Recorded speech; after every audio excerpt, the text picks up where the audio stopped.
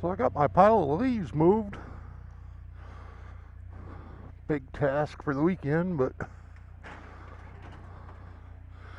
take a look over, and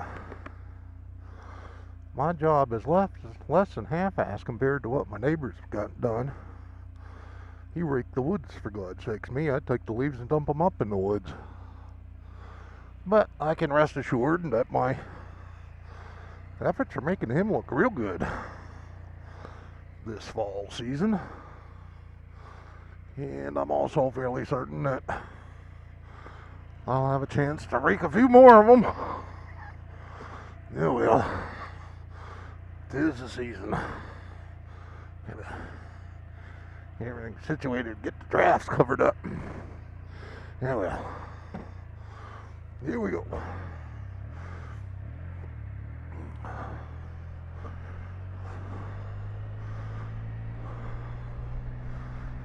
Yeah.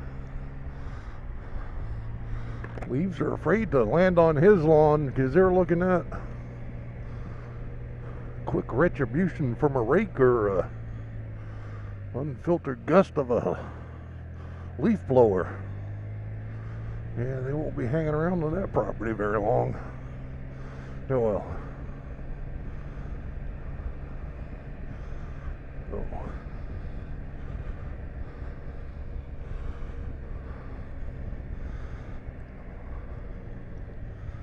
It's funny, it was warmer this morning than it is right now.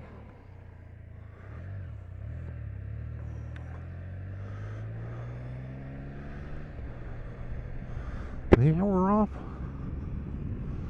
on another roadside attraction adventure.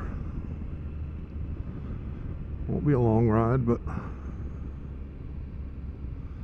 hey, I'm riding. So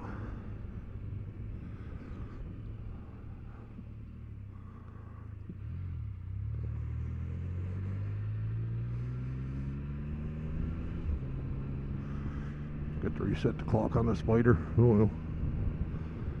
I'll just wait 6 months and it'll be right again. Yep. I'm not lazy, I'm just very frugal with my efforts.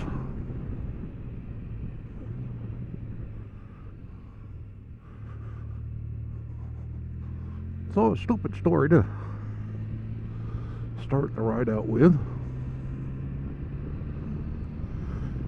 I cook my own breakfast. I love taking leftover meats and stuff and making hashes out of them, you know, ham and pot roast and roast beef, pork and stuff. Yeah, he makes pretty good hashes to go with your eggs. Every now and then you just don't feel like going through all the fuss and muss that's required, and well, I broke down and did some looking, and I bought myself what was purported to be America's favorite canned corned beef hash. Yep, I was going to enjoy myself some hash and eggs for breakfast. By God. Well, anyways, I opened up the old can, and first thought that crossed my mind was, holy crap, they're feeding me dog food. They did. It smelled just like a can of dog food. I'm like, oh my God. I was thinking of just taking a can down to my cousin's house and offering it to Charlie, but I don't think she'd let him eat such garbage. Who knows? And me, I picked up some of the frugality of my parents, and I'm standing there looking at the trash bucket and saying, oh, you can't throw away perfectly good food. Gotta cook it up and eat it. So I did. And the decision's been made. If I don't have any good leftovers for hash, I'll have to find something else to do for breakfast. So, anyways, that's my stupid story of the day. At this particular intersection, Google Maps tells you to take a right and go up the street a bit, take a left on the left, and they have you parking in somebody's driveway and hopping a fence and making your own path through the woods and whatnot to sneak up on, the roadside distraction up here. But if you put it on Google Earth, you'll see that the best route is to take a left and then a right, and take a right and go on up into the handy dandy parking lot they have there. And if you're actually paying attention, you'll actually see that there is a sign there on the side of the road, but some of us like to do the more adventurous, oh, let's pull a U-turn and a left turn and make NASCAR proud. And here we go. But anyways, where we are is the Tilton Arch.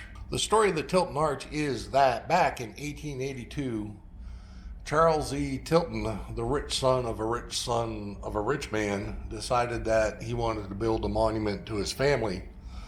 Naming the town after them wasn't quite enough. They figured they needed a monument. And one of the things he wanted was to make sure this was seen from just about everywhere in Tilton, which he couldn't find a suitable spot. So he crossed the street in Northfield, because there's this beautiful little naked knoll here where he could build his nice tall monument, and everyone would see it. But as you know, this is New Hampshire, and we have trees, and the trees grew, and now there are actually places where you could be within 100 yards of it and not even know it's there.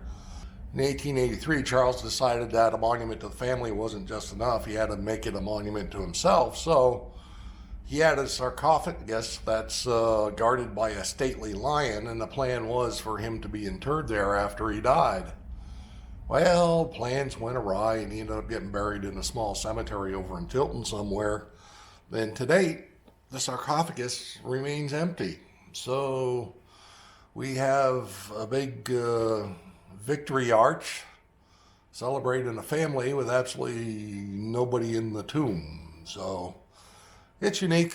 Just another roadside distraction. Hope you enjoyed the story.